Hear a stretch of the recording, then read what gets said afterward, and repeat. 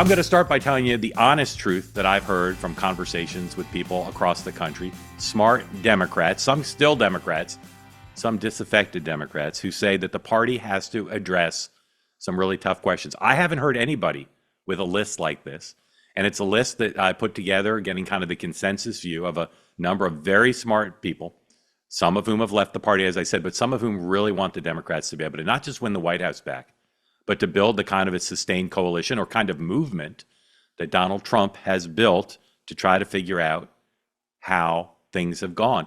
The real problem that these Democrats see is not that the party is weak in every way. We'll talk about that.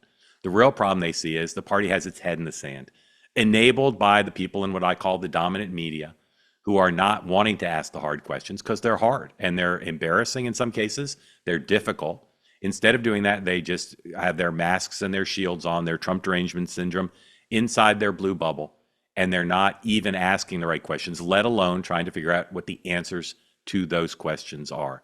So again, these aren't my questions. These are the questions that really smart people who have been involved in Democratic politics at the highest levels, at the grassroots level, are saying the party has to face. It's a fact the Democratic Party has moved to the far left, farther left than it's been in our lifetimes. And that is a big part of the challenge the party faces, to figure out what does it mean now to be a Democrat and how they can compete with Donald Trump. Donald Trump's poll numbers are down, but the Democrats' numbers are not good either. The state of the Democratic Party is not good. As weak as Trump is, most of the things that have happened good for the Democrats, most of the things that they're anticipating in the spring, summer, and fall and into the midterm year are because they're expecting Donald Trump to mess up. That's not good enough for a lot of the Democrats I'm talking to. They say the problems are too big to count on Donald Trump and the Republicans messing up. There's the Democratic brand, which is extremely weak. If you look at all the polling that's been done, this is not fake news or Republican polls. As bad as Trump's numbers are now compared to how he started his presidency, the Democratic brand is not seen favorably. Democrats' performance and trust on a number of important issues is still not very good. Part of that, I think, is the Democrats lack ideas. You look at Bill Clinton and other Democrats who've been able to make a big splash nationally. They've had distinctive ideas that appeal to voters. The party really does not. You think about, where do they stand on the economy? Where do they stand on tariffs? Where do they stand on immigration, education? The lack of original ideas, Democrats say, is a big problem. Lack of leaders in Congress who really are breaking through with the wider electorate. Chuck Schumer, Hakeem Jeffries, not seen as strong leaders. The presidential field, you're already seeing that vacuum of lack of leadership in Congress being filled by some people, like the governor of Kentucky, Governor Beshear, the governor of Illinois, J.B. Pritzker. These folks are out there, but I continue to say, not to run these folks down as individuals, but it's a weak presidential field. It's an overrated field. And the energy in the party, where you see big crowds and a lot of attention, continues to be with people like Bernie Sanders, AOC, college protesters. There's clearly a need for the Democratic Party to have that enthusiasm. But most Democrats I talk to say that's not a majority. That's not enough. It's not even a majority within the Democratic Party, and it's certainly not a majority to win back the country. But again, these are maybe symptoms of the problem. What the Democrats I talked to this week have said, that the real problem is the failure to ask the right questions and to come up with answers. Now, some of these questions are backward looking in one sense about what happened in the 2024 election, but they're relevant today because the failure to grapple with the recent past shows some of the weaknesses the party has. Let me give you some examples, okay? Some of these legacy questions from 2024. For instance, one that I heard from several Democrats I talked to, Bobby Kennedy. Why did he leave the Democratic Party, run as an independent, and then join the Trump administration? And what are the sources of his appeal? It's kind of an incredible story that the press didn't cover. They blackballed Bobby Kennedy at the urging and insistence of Democrats. They didn't give him access to the ballot to run as a Democrat. They didn't give him access to the media airways to get his message out. Blackballing him from the ballot, from the media, caused him to leave the party. And he left the party with a lot of energy. I'm not sure Donald Trump would have won the election without Bobby Kennedy's support. Kennedy, Democrat, right? Must have taken an extraordinary turn of events to drive a Kennedy out of the Democratic Party, and yet they did. So again, why did he leave? What's the source of his appeal? Another set of things involves issues that clearly were potent for Donald Trump and Republicans. The issue of trans athletes in women's sports, the issue of the open border and immigration. Again, why didn't the Democratic Party see or act on the obvious impact that those were going to have on the election. Those are pretty big errors to let those issues hang out there for the entirety of the Biden administration. And there's something wrong with the Democratic Party that they didn't have the ability before it was too late to get the Democratic Party to change its point of view on issues. Okay, next, Kamala Harris. Why didn't she win? What was wrong with her as a candidate? Why couldn't she beat Donald Trump, someone who the Democrats think has no business being president, particularly after January 6th? I've seen no serious public discussion, and even privately, very little. Analyze it. Why'd she lose? What was wrong with her? And then, what are the lessons for the party of the failure to get Joe Biden off the ticket in time to have a strong nominee? Okay, there were plenty of people, including me, saying for years that Joe Biden was a real threat to Donald Trump's reelection if he ran for reelection himself.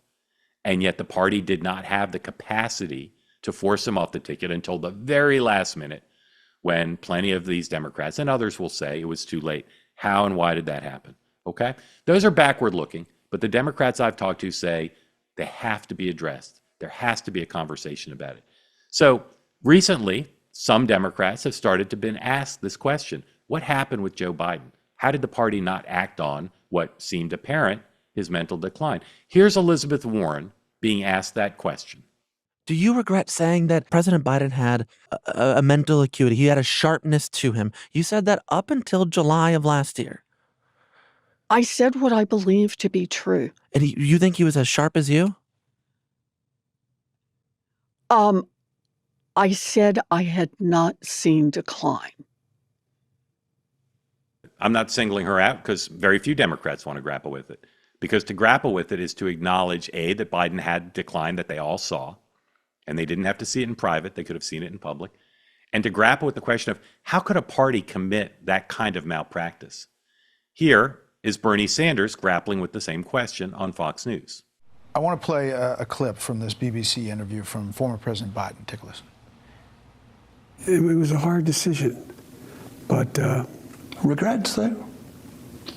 No, I think it was the right decision. I think that well, it was just a difficult decision. But you shouldn't have taken it earlier.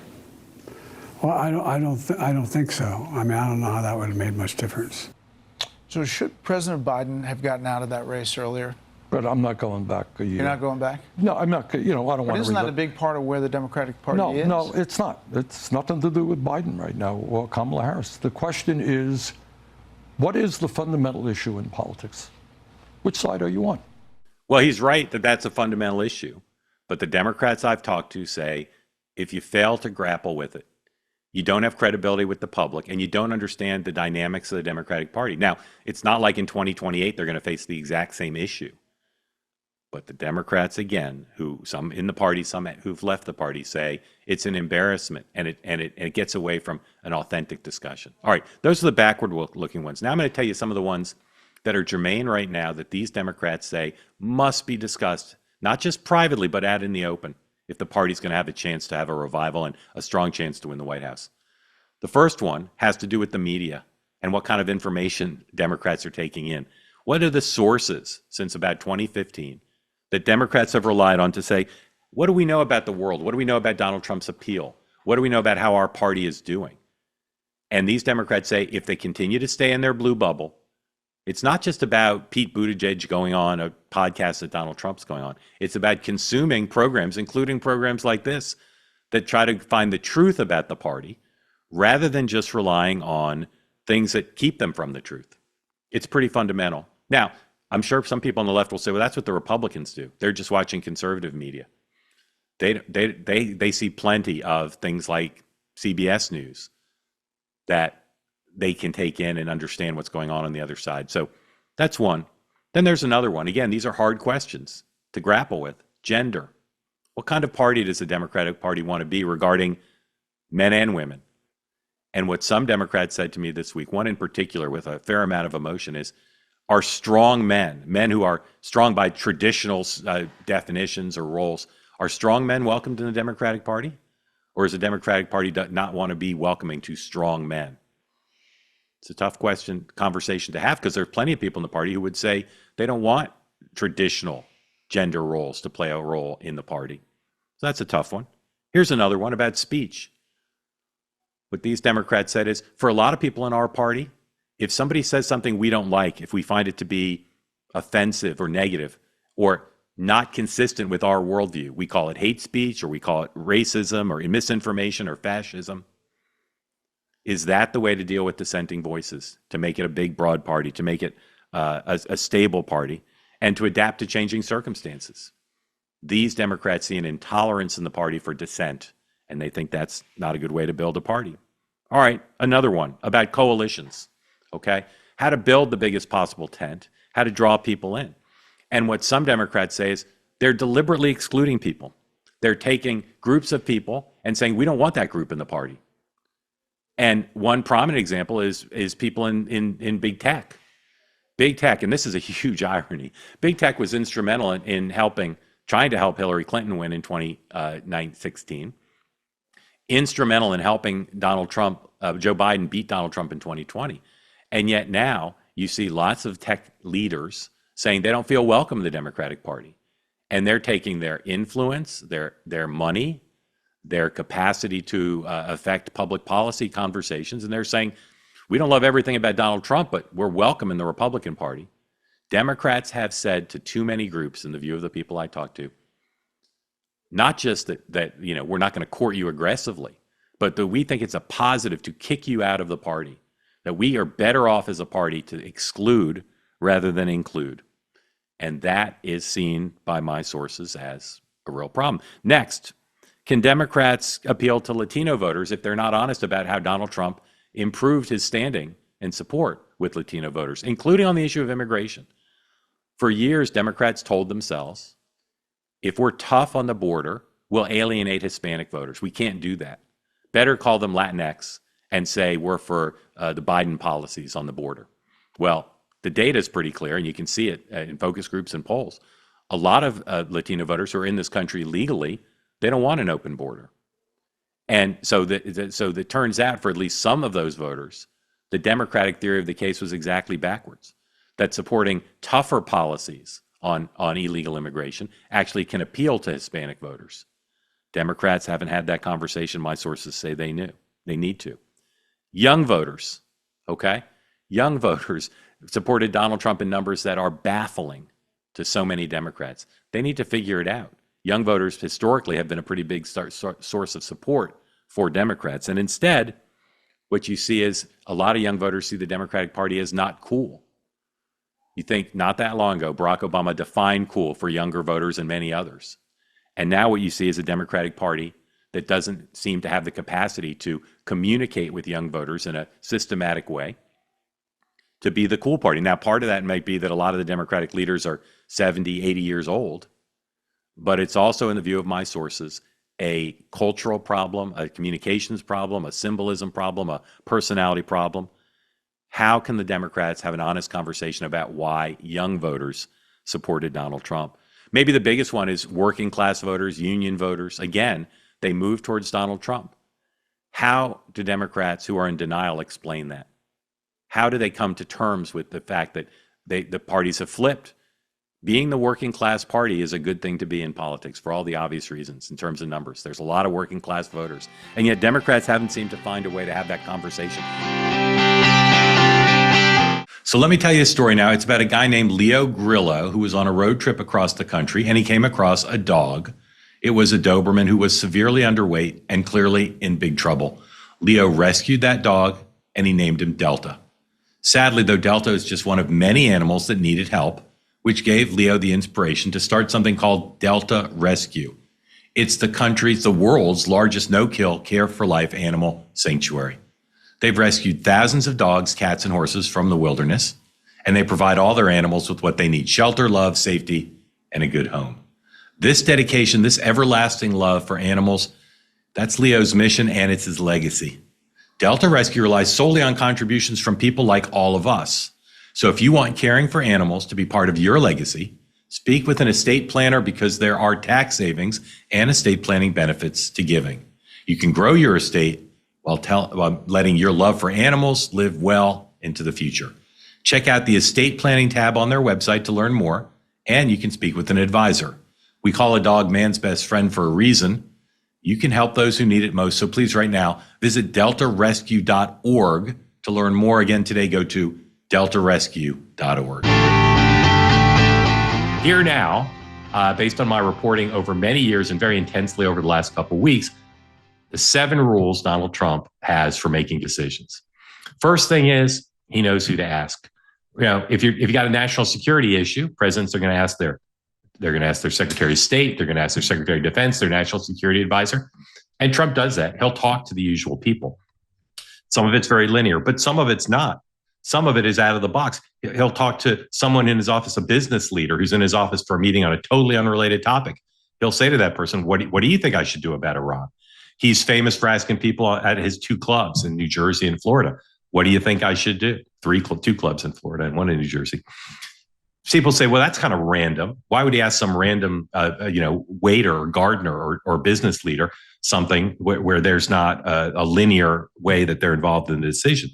And the answer is sometimes it's random, but sometimes Trump has high human intelligence. And he says, well, this business leader knows how to make decisions about business. So I'm going to ask them what they think about this unrelated decision. It's an extremely important trait. He's open-minded about who to ask, and he knows who to ask, even if they're not the person with line authority. Second thing about Trump in terms of making decisions, again, underappreciated, he's a massive student of history. He's also a huge sports fan, which I think a lot of people don't fully appreciate. Huge student of history, knows a lot about it, knew a lot about it before he was president. Since he became president, he's become even more invested in studying past presidents and how they've dealt with the job, including this issue of decision-making. Here he is from a cabinet meeting this week, give you some idea of just how into understanding his predecessors he is. Roll A2, please.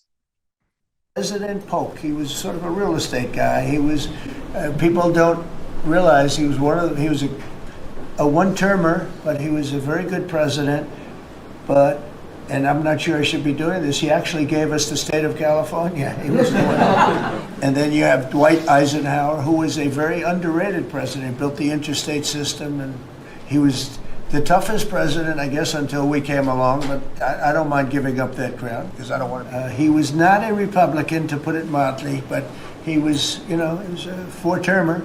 He was Franklin Delano Roosevelt. Over there is Honest Abe Lincoln, and the Lincoln bedroom's very famous. You remember when Bill Clinton had it and he rented it out to people. Okay. We don't do that.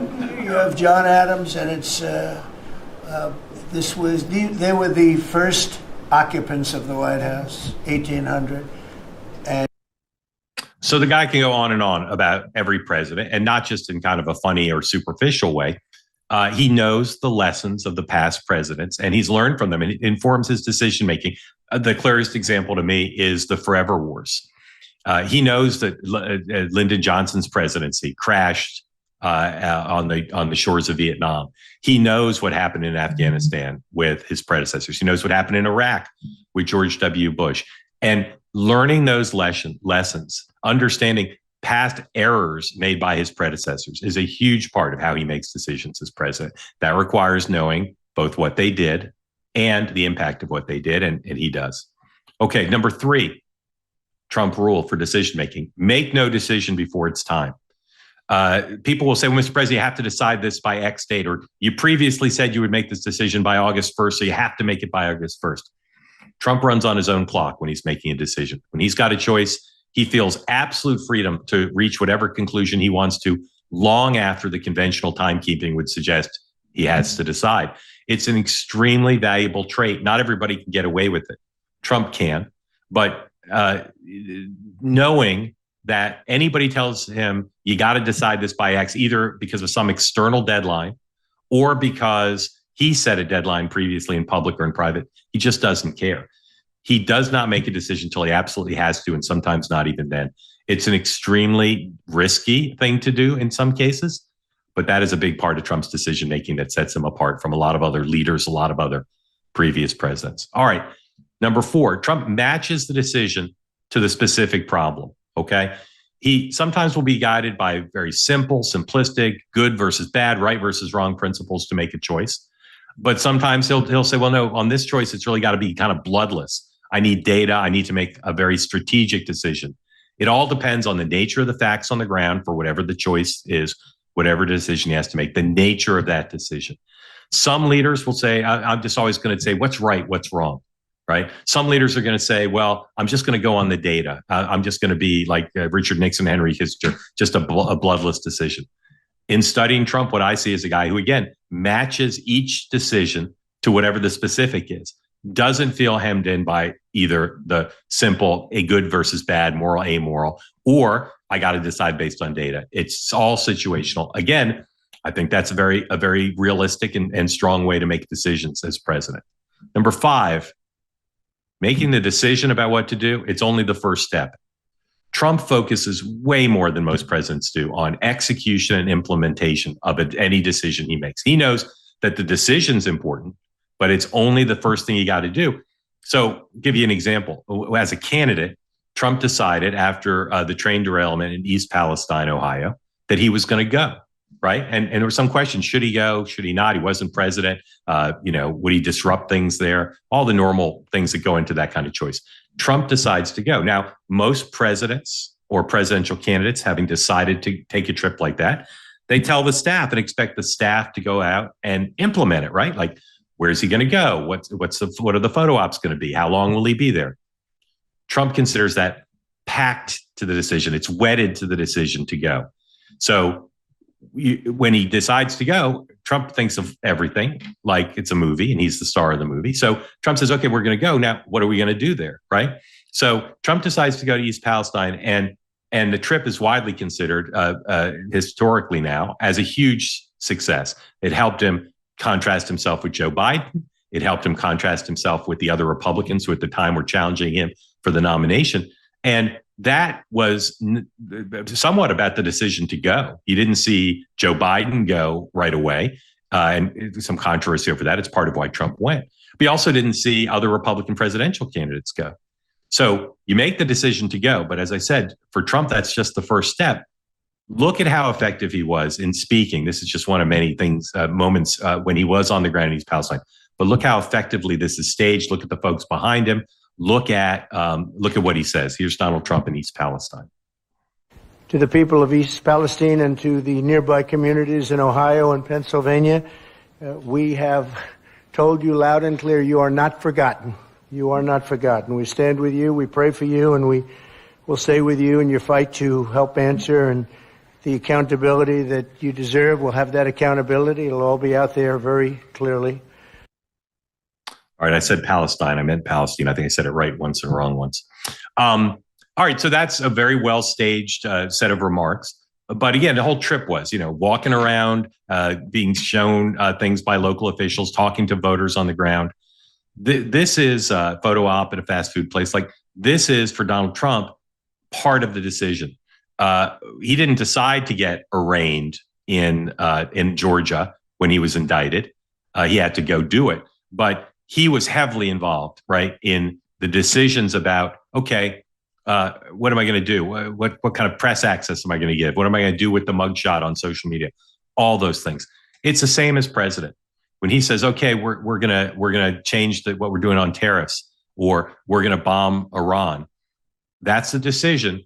And then the subsequent decisions are all part of how to do it. And again, with a high emphasis on implementation, high emphasis on executing, and of course, the public-facing aspects, what he's doing with the media. Speaking of the media, number 6, Trump recognizes that if you make a decision and you just throw it out there, I'm gonna bomb Iran, or I'm gonna do one bill, not two, that the press then will take over. And of course, a lot of the press is very hostile to him. A lot of the press isn't going to want to frame the story he wants it to frame. So Trump's 6th rule of making decisions: don't let the media frame the decision. Trump wants to frame it himself. And he uses what is an unprecedented and masterful understanding of the media to give himself a kind of optionality on decision-making that his predecessors rarely have enjoyed. And that goes from making the decision on himself, to all the incremental things that go from that, all the incremental choices that follow on. Trump doesn't want negative or harmful judgments, but he knows that the way to mitigate those about his courses of action is to be in charge of framing the thing. He does not have most politicians' typical defensiveness. He doesn't mind being accused of flip-flopping. No decision in his mind is final until he decides it's final. You see that with tariffs. You see that with Putin. He frames every step of the way. So how many decisions has Donald Trump made about what to do about tariffs? It's possible to count. Many, many, right? Many, many. Sometimes in a day, he'll put tariffs on, he'll take them off. How many decisions has he made about what to say about Putin? He's blown over the course of his time in national life more hot than cold on Putin. Now he's blowing particularly cold, but there have been other moments like that. Again, Trump's view is he doesn't let the media frame these decisions, particularly when it's a change. He frames it. It doesn't always win. Sometimes the media pushes back and frames it another way. But Trump's always thinking about, how do I frame the decision? Using social media, using press conferences, using other methods to frame the decision. Other presidents considered their job largely within the four walls of, I've made my decision. Go implement it. Go, have my press secretary talk about it. Go have cabinet members talk about it. Trump isn't like that. He decides both what to do and how to do it. And as I said, he doesn't mind changing his mind. And there's something about Trump in the context of this one, don't let the media frame the decision, that you can study it all you want, but it's not clear that other people can get away with it. Now, other politicians change their mind. Other politicians don't tell the truth. When they change their mind, they pretend they haven't. But there's something about Trump, and the only other politician I've covered who plays at this level is Bill Clinton. And you'll hear it all the time. You hear people say, well, how come Trump can get away with this and other people can't? Nobody can answer that question. It's just it's an ineffable, magical thing. And the people who oppose Bill Clinton felt the same people as Trump's adversaries do. It's unfair. But part of it is explainable. Part of it is explicable because Trump thinks about it. He says, again, like him or not, he understands the media and television production better than any president I've ever covered, probably better than anyone ever. And so he frames the decision and he challenges the media to frame it better, stronger, faster on their terms if they don't agree with him, either because they're hostile to him or because he is not telling the truth, or he has made a mistake and he's changing because he's made a mistake. Trump just is relentless about it. He's knowledgeable and he's relentless. And as long as he has an opportunity to change his mind and he thinks that's the better course, he will. Okay. Finally, number 7, follows his instincts.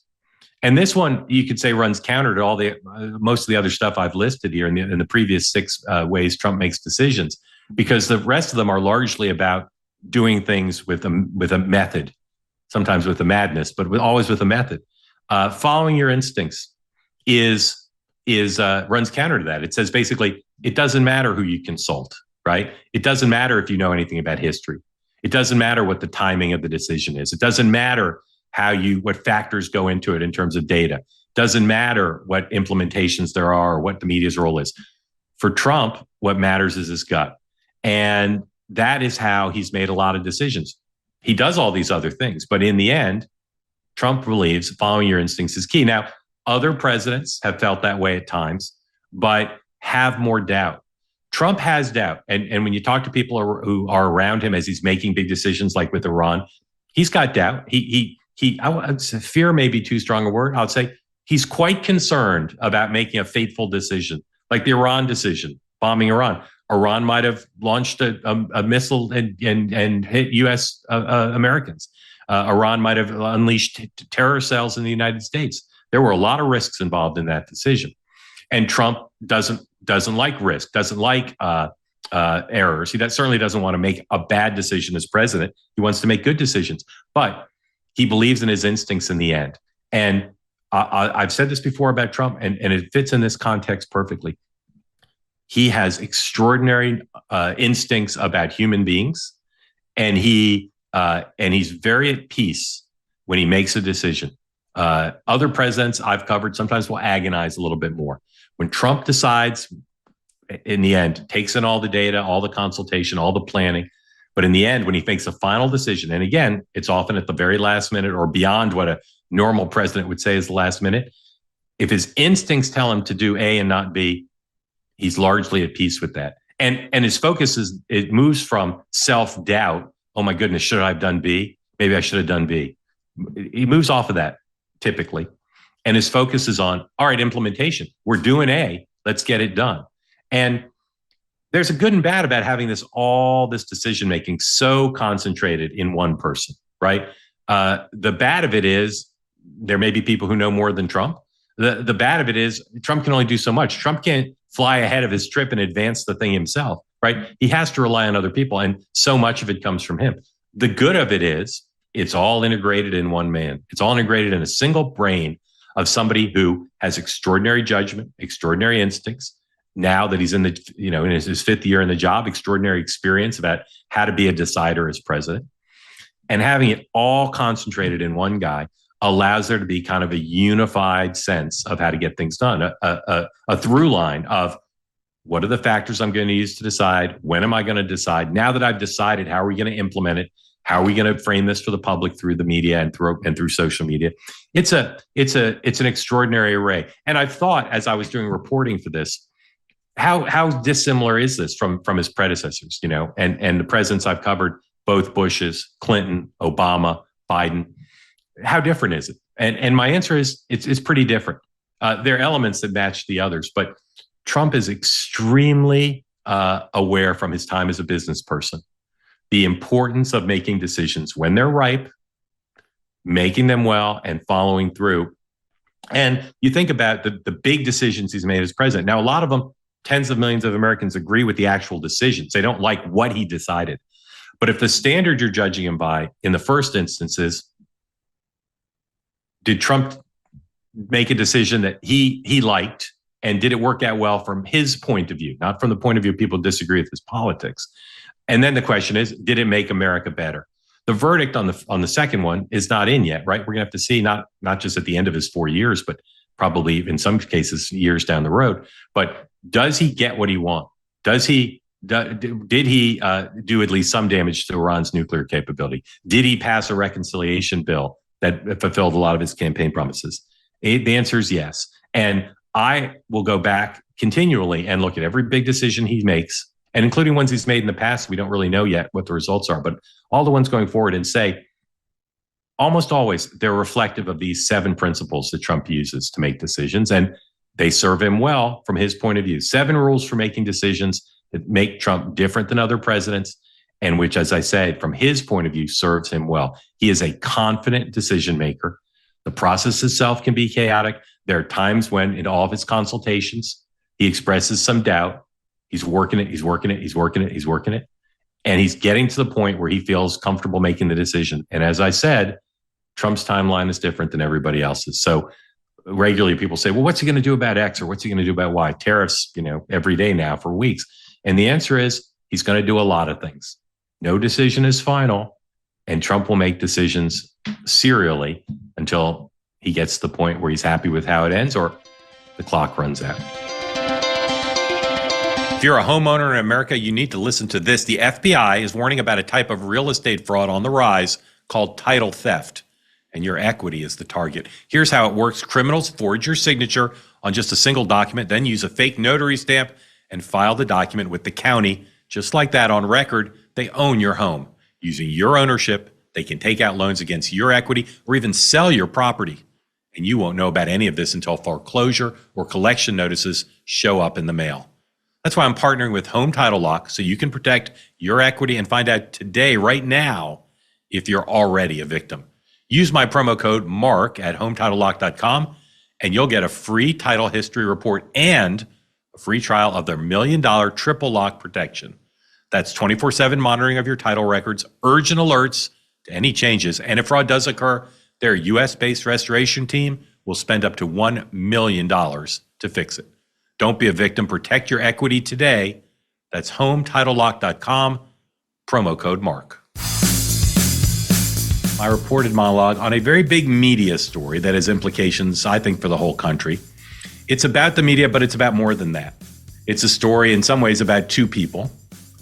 I'll tell you who they are in a moment. I've been talking for the last several weeks based on the rumors that this was coming true, something that did come true.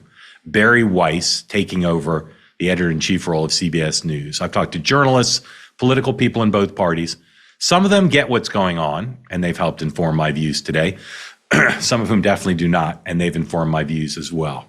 David Ellison, very wealthy purchaser, a new CEO of Paramount Skydance, hired Bari Weiss, who I'm friendly with, to be the editor-in-chief of CBS News. And Bari has done this on the strength of the extraordinary success she's had at the Free Press. You've seen her on Megyn's show. You've seen her own video. She's got her own podcast. But the Free Press is an extraordinary success just about 3 years in. And the hiring of Bari to take a senior editorial position at CBS News potentially solves a lot of problems that have existed at CBS, but it also speaks to some larger issues. I'll get to the larger issues in a minute, but first let's talk about CBS. CBS News is no doubt one of the storied top 10 news organizations in the history of the modern United States. Back in the glory days, Severide and Cronkite, et cetera, they were a powerhouse and they dominated the national news landscape along with just a handful of other organizations. But during the course of my career, CBS News has been somewhere between irrelevant and a joke, primarily because of several factors that afflict lots of news organizations. But whereas ABC and NBC have thrived during the last, say, 40 years, CBS has not. They've been way too liberal, and they've not been part of the conversation. I remember in 2000, when I was on the ground in Florida covering the Bush-Gore recount, ABC, NBC, CNN had huge presence on the ground, and CBS was virtually invisible. They've been uncreative in their programming. Their morning show and their evening news shows have been low rated.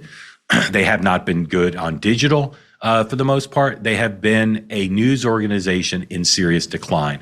The two entities that are described as the crown jewels of CBS News, where people say, well, the rest of CBS might have declined in terms of relevance and ratings and credibility. 60 Minutes and Sunday Morning, I take exception there. First of all, Sunday Morning is a really well-produced show, but they're not holding powerful interests accountable to the public interest. They're just telling stories about babbling brooks and authors who are friends with the host. So it's a good show, but it's not a journalistic powerhouse. And then 60 Minutes has done more to discredit the media as liberal than any other entity in the country because of their reach. And while, again, it's a well-produced show, it's got good ratings, it is not a program that has brought credit to the reputation of CBS News as a fair place when it comes to political coverage or coverage of corporations or other areas. So CBS News is in bad shape, and it was purchased by someone in Ellison who wants to have a strong news division. He wants CBS News to thrive, and he's not an idiot. He's got eyes and ears, and he can see CBS News has been a disaster. So he's buying a tarnished property, and he's trying to figure out how to fix it up, how to take what is the strength of CBS News, which is the extraordinary reach that it has, and something where if you put money behind it, you can grow it. And he's brought in Bari Weiss. Bari Weiss is an extraordinary person and an extraordinary force in journalism. She's an independent. She started the Free Press as an independent organization with investment from some very wealthy and very smart people who saw the potential of the idea. But she also understands legacy media. And I'm not going to compare myself to Bari because Bari is legend. But I understand where Barry's coming from, in part because I now have gone to independent media, but I also understand legacy media. I was in legacy media longer than Bari, but Bari at the Wall Street Journal, at the New York Times, is a student of media, really understands the weaknesses of legacy media that she'll confront at CBS News when she starts this job next week. But she also understands the strengths. Legacy media still has some strengths, which I'll talk about. Now, why did Bari leave the legacy media? Why did she leave the New York Times? They treated her horribly. And not only did they treat her horribly with a woke mob criticizing her on internal Slack channels and threatening her, but then they didn't cover the story, and they still aren't covering the story correctly. They're still whitewashing the circumstances under which Bari left the Times. She left the Times because a woke mob chased her out. And rather than leave journalism, or rather than be traumatized by it to the point of inaction, she built the Free Press. In 3 short years, she built an organization that is a real deal. And part of the deal with CBS, not only are they getting Bari to be the editor-in-chief, they're purchasing the Free Press. So now the Free Press will have access to all sorts of things as it has a partnership with CBS. How did Bari do it? First of all, she's brave. She demonstrated that by standing up to the bullies at the New York Times and writing a scathing departure letter. But she's also was brave to say, I'm going to start my own thing. She's tough. She's not afraid to take things on, tough enough to go pitch Silicon Valley millionaires and billionaires and get the funding to start this. She's creative. She thinks anew. What the Free Press has done is innovative, but also goes back to basics, right? They're text first. They write really provocative, interesting stories in text, old-fashioned, but it works, and she's done it in a creative way. And she's talent first, and that's been my philosophy throughout my career. Bari has hired great people. She's hired young people, old people, liberals, conservatives, people with a lot of traditional experience, people with no traditional experience. She has an eye for talent, and boy, does CBS News need that. And she cares about facts. Bari is an old-fashioned journalist. Finally, a business model. Think of that. If you're going into legacy, leaving legacy media, where there is no clear business model, and you're going into new media, some people make the mistake of saying, well, it's independent. Do I need a business model? Nah, you do. Bari found a business model at the Free Press. She gave the access away to people who couldn't afford it, but she's built up a huge network of paid subscribers who pay for her content in a way that has made it hugely profitable. Some people say it makes $20 million a year, pretty good for a startup. Now, the people on the left are howling, the guardians of the status quo at CBS and elsewhere, saying Bari is a threat to CBS. So Bari, again, who's no dummy, wrote a note to her new colleagues, and she laid out her 10 principles that Bari says are vital for a good news organization and vital to her and her sensibility. So I want to read to you Bari's very elegantly written, very brief rules. Number one, journalism that reports on the world as it actually is. Hard to disagree with that or any of these.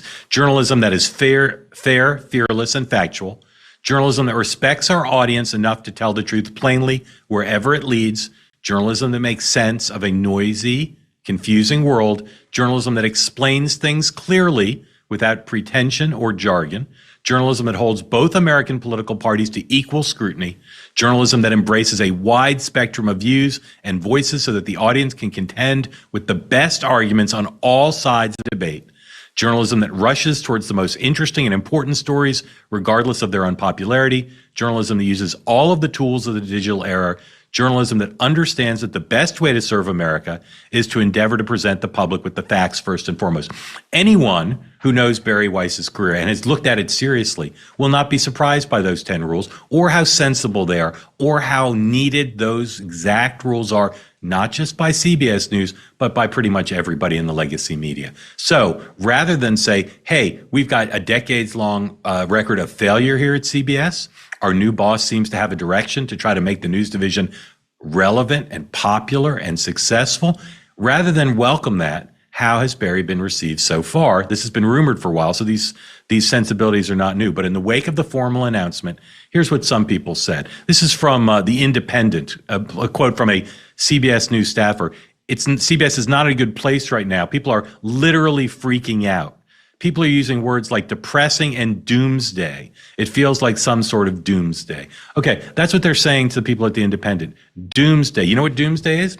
Doomsday is what CBS News has been in the past. Bari Weiss coming in, rather than freaking out, they should be celebrating. All right, here's another reaction. This is from a guy named Walker Bragman. Not really sure who he is, some independent journalist. Everyone at CBS News should quit in protest. This is travesty. Bari Weiss is a misinformation peddling right-wing operative. She's totally unqualified for this job. Again, totally unqualified for the job. The people who've run CBS News into the ground for several decades. Everyone should quit in protest. I think Bari would probably welcome anyone who would quit over the arrival of Bari Weiss. Probably will save her the trouble of having to fire them. And the notion that Bari is a misinformation peddling right-wing operative. I don't agree with everything in the Free Press. If I did, it would be boring to read. Right-wing operative, no. Bari's for common sense. Bari is not a right-wing operative, and you can, on any given day, go to the Free Press website and read lots of things that people on the right will not like. That is Bari.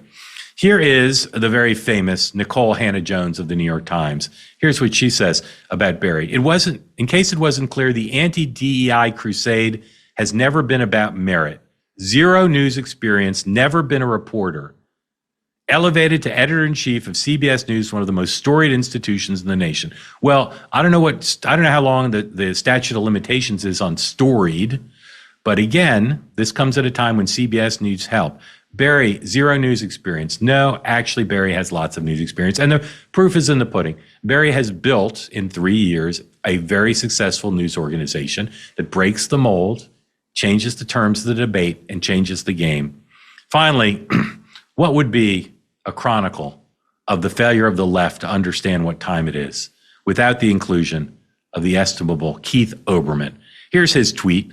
I'd like to congratulate CBS News on hiring as editor-in-chief the dumbest person in America, Bari Weiss. Dumbest person in America. Again, if I were inclined to be critical of Bari, and I'm not, I'm quite fond of her, dumb would not be the word I would use. And Keith Olbermann, who's made a career out of calling people the worst and the stupidest, Keith Olbermann is not as smart as Bari Weiss. I'll leave it at that. Finally, Keith Olbermann says to folks, you should sell all the station's equipment and furniture. There is no recovery from this. Murrow, Cronkite, and even Katie Couric would now deny they ever worked there. There is no recovery from this. Again, the irony of all these criticisms is so rich. No recovery from what? No recovery from the august position that CBS News finds itself in. I have friends at CBS, and I don't want to say there's no one there of value. I respect the legacy and as a commercial enterprise of 60 Minutes, Sunday morning, super well-produced show. I'm not saying all their other shows are worthless. What I'm saying is they have been liberal, they have been legacy media, and they have been losing. And the people at CBS who want to keep losing should say, horrible that we're bringing in someone new. Horrible that we're bringing in someone with a record of success. Horrible we're bringing in someone whose 10 points of how journalism should work are a model for anybody, whether legacy or new media. This reaction is hilarious to me, and it's also dangerous. All right, so if you're using a normal phone, you're going to see those creepy ads that pop up all the time. They tell the people out there exactly where you've been, what you've bought, even who you've been talking to. And you probably, when you see that happening, because you see signs of it on the phone, you probably ask yourself, is my phone monitoring me? Well, the truth is your smartphone is constantly collecting and leaking data, all without your knowledge and without your consent. Every day, it's building over and over a more detailed profile of your whole life, your location, your habits, your interests, even the people you're communicating with. And all that information gets funneled into what is an invisible marketplace where it's tracked and analyzed and sold to the highest bidder. It's annoying, of course, but it's also very invasive, and it's nonstop. You're on your phone nonstop. The data is being collected nonstop. But now there's a solution. The Up Phone by Unplugged is totally different. It's designed from the ground up to protect your privacy. There are no hidden trackers. There's no data mining. Just a secure and streamlined smartphone experience that puts you back in control. I love it. When I use it, I feel empowered. I feel like I'm actually getting to do stuff without the trade-off of losing everything in my privacy. That's if you're texting, if you're browsing, whatever apps you're using. The Up Phone ensures that your personal information stays personal. It's the phone for people who are done being watched all the time. If you're ready to take back your digital privacy, this is what you need. Visit unplug.com/Mark. You'll get 25% off a phone case with the purchase of a phone. Learn more and order your Up Phone today. That's unplug.com/Mark, because your life, it should be yours, not theirs. What is the connection between the rise and success of Donald Trump over the last decade and the parallel decline and weakness of the Democratic Party? Now, when I ask people that question, I generally get one of three reactions.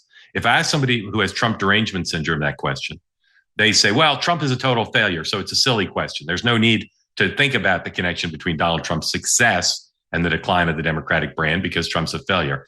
If I ask people who have MAGA plasma racing through their bloodstream, they say, well, Trump is brilliant, and so 80% of this is his doing, 20% is the stupidity and destructive nature of the people on the left and their tendencies to destroy themselves.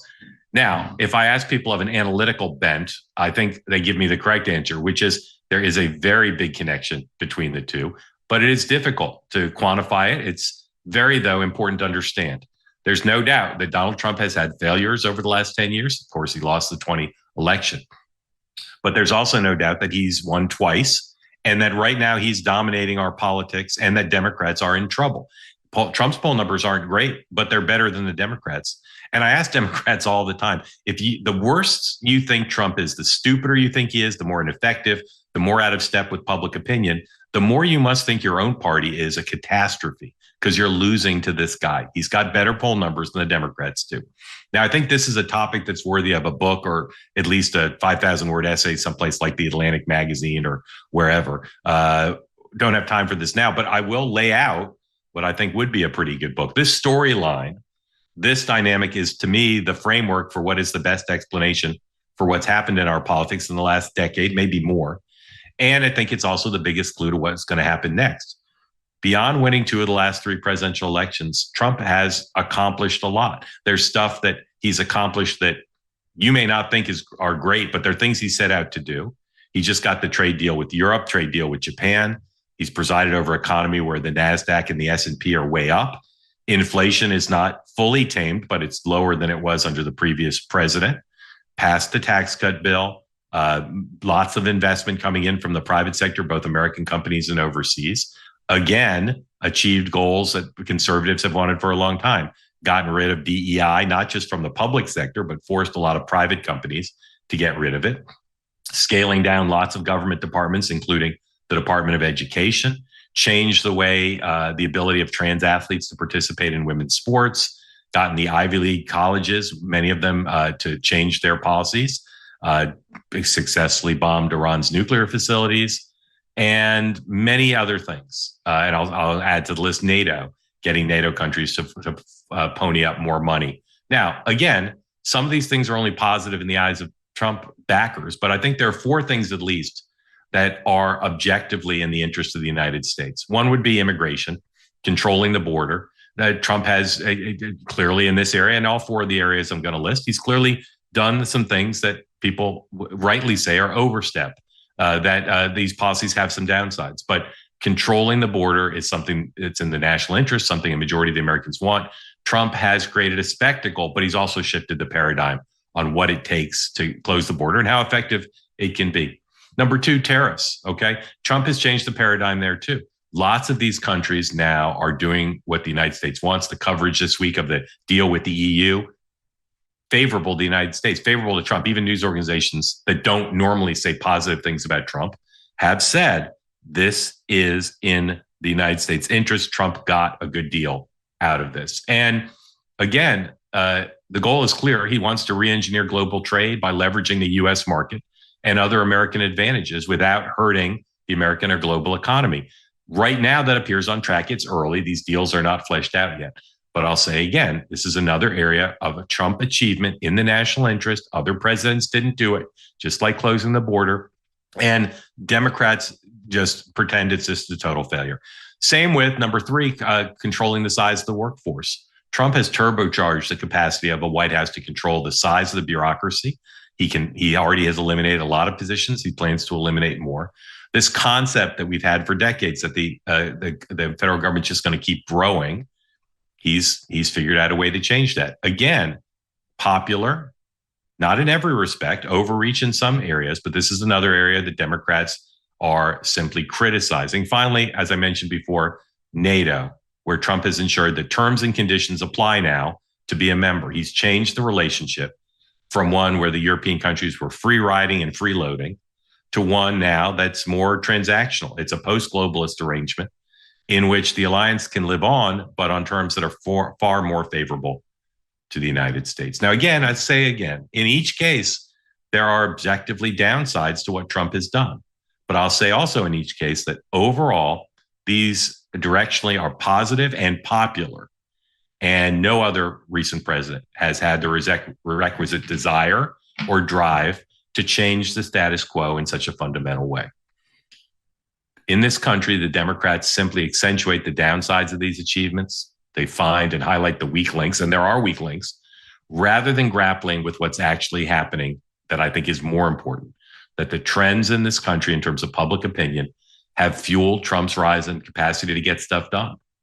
Trump has understood where public opinion was on these issues and others, and the Democratic Party has been and largely remains clueless. Okay. This is to me fundamental if you're thinking about the connection between what Trump has done and what's happened with the Democratic Party. And it's not just in the United States.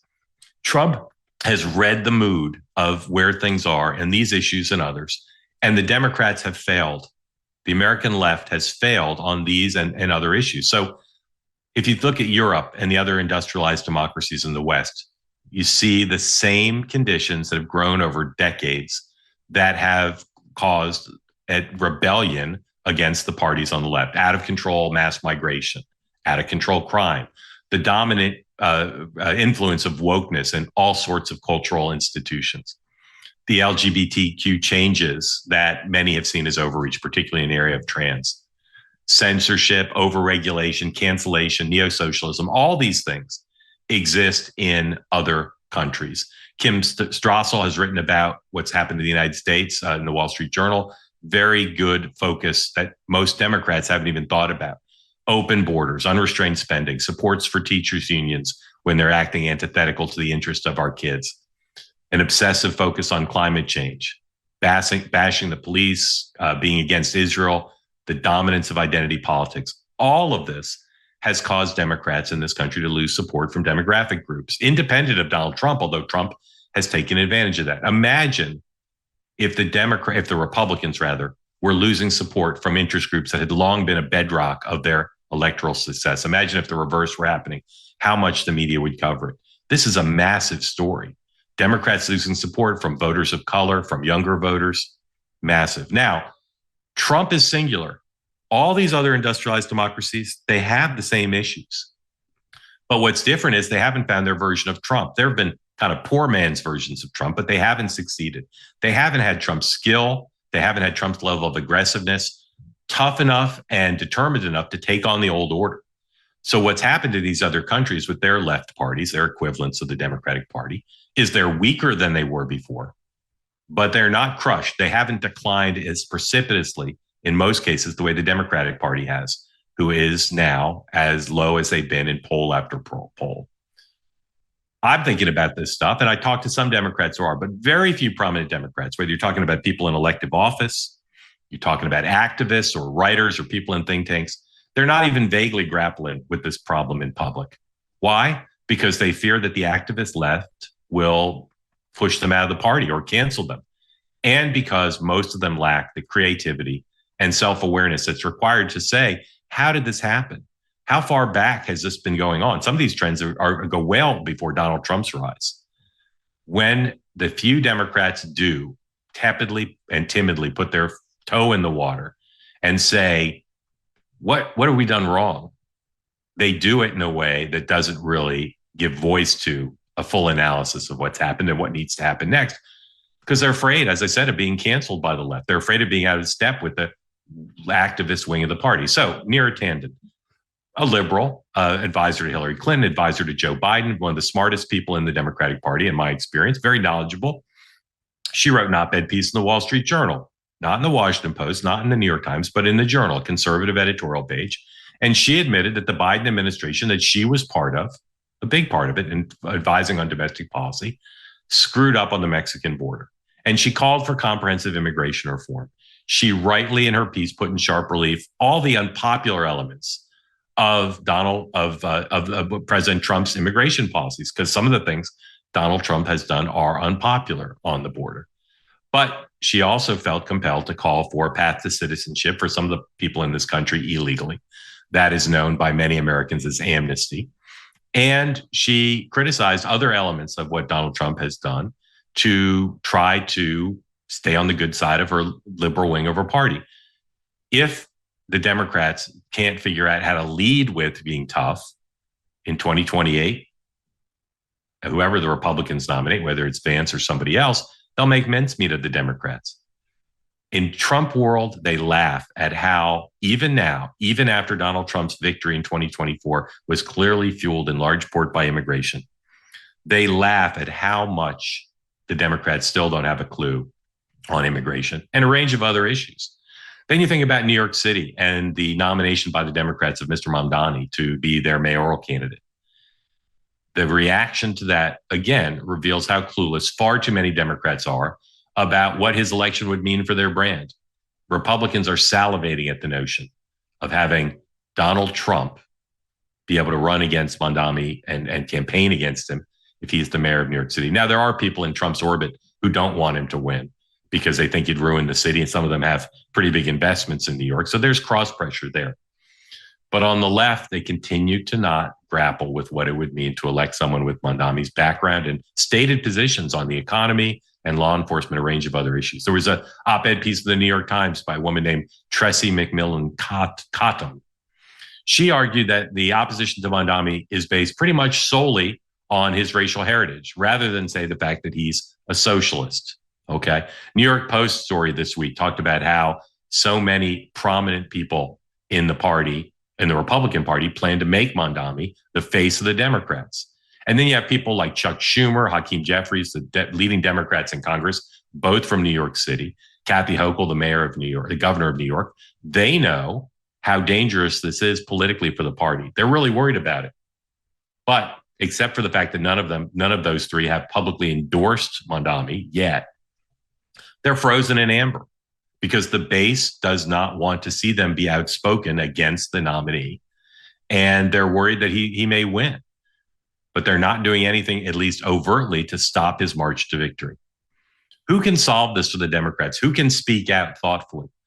I don't think the current Democratic Party chair, Ken Martin, or the past party leaders, Barack Obama, Kamala Harris, Joe Biden, these folks are not well positioned to try to stop Donald Trump on his march to achieving more, or to do the other task that needs to be done in parallel, rebuild their party's brand, to try to come up with policies and ideas and messengers that could really make a difference.